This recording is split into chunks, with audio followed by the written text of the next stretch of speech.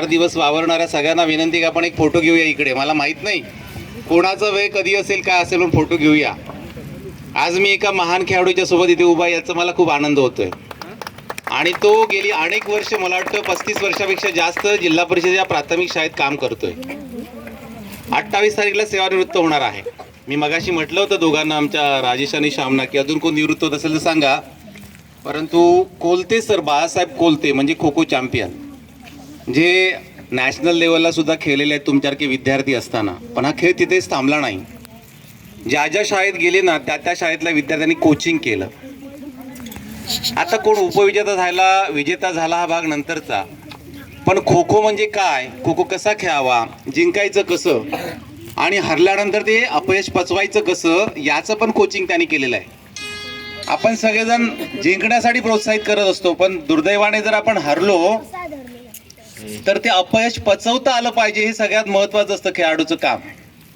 प्रत्येक जण जसं आपण लढत असतो ना जिंकण्यासाठी, तसं समोरचं स्पर्धक सुद्धा जिंकण्यासाठीच लढत असतो ना. त्यामुळे प्रत्येकाचा जसा परफॉर्मन्स असेल तसं यश मिळत असतं. परंतु जर दुर्दैवाने अपयश आलं तर नाराज व्हायचं नसतं. परत जोमाने, त्याच स्पिरिटने आणि त्या अनुभवाने यशासाठी परत झगडायचं असतं, परत प्रयत्न करायचे असतात. आता बाळासाहेब कोलते प्राथमिक शिक्षक, पण मला वाटतं त्यांना साधारणपणे 25 वर्ष ओळखतोय मी. आणि माझे ते मित्र आहेत, पण कधी अधिकारी आणि ते शिक्षक म्हणून माझ्यामध्ये कधी दुरावा निर्माण नाही झाला. आणि मी जो कोण आहे त्याला तिथलं ते सांगतो, काय चुकलं तर. माझे सगळेच मित्र त्या ठिकाणी, मनात काय नसतं. मी संध्याकाळी हाक मारतो. आता 2 दिवसात अनेक लोकांशी असं शिस्तीसाठी मला बोलावं लागलं असतं, पण इकडे काय ठेवत नाही, इकडे ठेवतो तो भावना ठेवतो. त्यामुळे असं कोणाला नजर चुकीने बोललं असेल तर मी दिलगिरी व्यक्त करेन, नक्कीच करेन. त्याबद्दल मला काही वाईट वाटत नाही. पण ते कशासाठी असतं, काम योग्य व्हावं. आणि ईश्वर कृपेने म्हणेन आणि तुमच्या सगळ्यांच्या सहकार्याने, तुमच्या कष्टाने गेल्या 3-4 दिवसातल्या या स्पर्धांचा म्हणजे महोत्सव, महान उत्सव जो होता तो निर्विघ्नपणे पार पाडलेला आहे. त्याबद्दल मी तुमच्या सगळ्यांचे मनपूर्वक आभार व्यक्त करतो, पर्सनली आणि शिक्षण विभागाच्या वतीने. बाळासाहेब कोलते एका ग्रामीण भागामध्ये राहतात, ग्रामीण भागातल्या शाळेमध्ये काम करतात. त्यांचं कोचिंग मी बघितलंय आणि ते आता रिटायर्ड होत आहेत ना 15 दिवसामध्ये, तरी पण ते थांबले नाहीत, आत्ताही मैदानावर आहेत. आणि मला खात्री आहे त्यांच्या परिसरातल्या शाळेला पुढच्या वर्षी कुठे कोचिंगची गरज लागली तर ते नक्की जातील. पण मला याची खात्री आहे की मी शिक्षकांसाठी जे ट्रेनिंग आयोजित करणार आहे तेव्हा ते कोचिंग करायला तिथे नक्की येतील, स्पेशल बोलवणार. ते आता होईल भविष्यामध्ये. तर जे सगळे शिक्षक नसतील पण जे निवड होईल त्यांच्यासाठी ते एक मार्गदर्शक म्हणून असतील.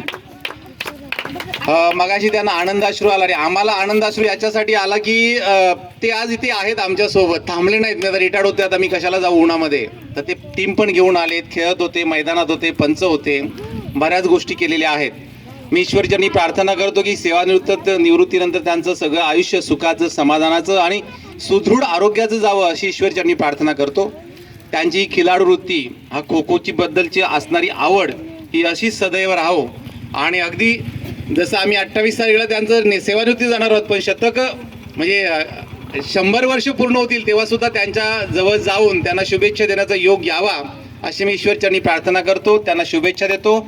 या खो खो खेळाडूला आपण सगळ्यांनी मानाची वंदन देऊया, जोरात टाळ्या वाजून. धन्यवाद. आणि मी शिक्षण विभागाच्या वतीने एक पुष्पगुच्छ देऊन त्यांचं मनपूर्वक अभिनंदन करतो आणि शुभेच्छा देतो.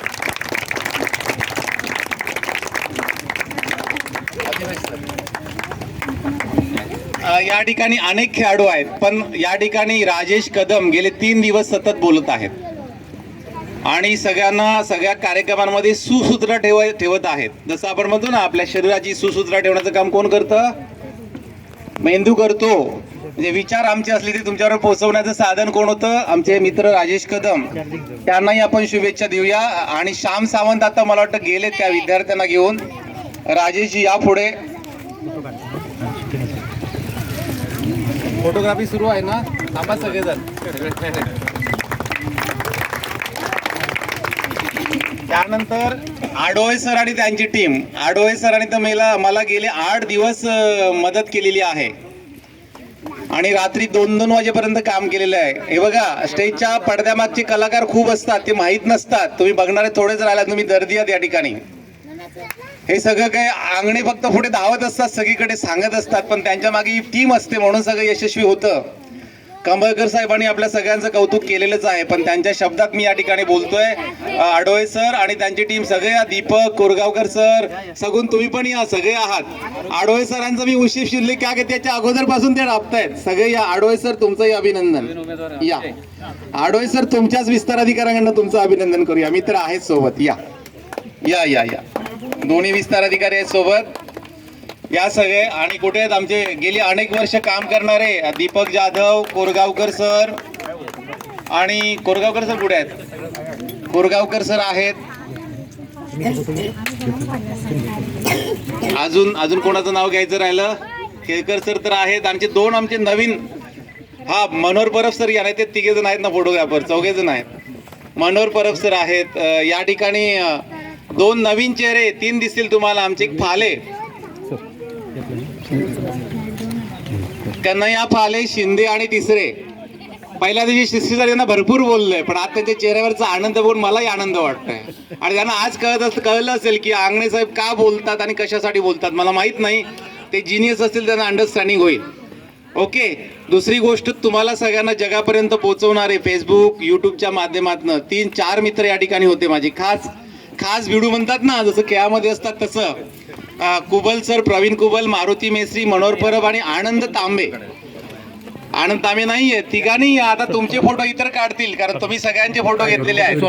आणि आम्हा सगळ्यांनाच नाही तर इतर लोकांना सुद्धा या महोत्सवाचा आनंद दिला या फोटोंच्या माध्यमातून, व्हिडिओच्या माध्यमातून. सो कृपया पुढे तुम्ही या. राजेश, तुम्ही यांना पुष्पगुच्छ द्यायचं आहे, तुम्ही देणार आहात. येस.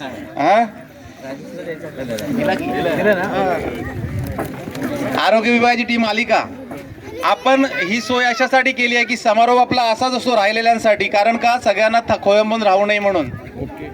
त्यामुळे सुरुवातीपासून असतात ते शेवटी राहतात, म्हणून यांचं खास कौतुक.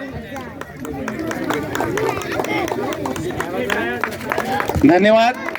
मगाशी मी जे म्हटलं ना, टर्निंग पॉइंट, तुम्ही एखादा कार्यक्रम तुमच्या शाळा स्तरावर, केंद्र स्तरावर आयोजित करता तेव्हा ह्या गोष्टी समजून घ्या. कार्यक्रम संपल्यानंतर आभार मानणं महत्वाचं असतं. आणि असे अनेक चेहरे असतात की त्यांना मैदान सोडून किंवा तो हॉल सोडून जावंसं वाटत नाही. ते आपल्या कार्यक्रमाचं यश असतं. मला वाटतं तुम्ही पूर्वपासून जाणारे आहात, दोडामार्गापासून जाणारे आहात, तरी पण तुम्हाला जावंसं वाटत नाहीये. हे आमच्या कार्यक्रमाचं, या महोत्सवाचं यश आहे असं मी मानतो. तुमच्या सगळ्यांचे मनपूर्वक आभार. सगून तुम्ही आला होता ना? सगून या. सगून सगळे आलेत ना? सगळ्यांचं अभिनंदन. चॅम्पियनशिप डिक्लेअर करायचे म्हणून थांबलोय मी, म्हणजे 2 भाग होते. मी माईक देतो राजेश कदम सरांकडे.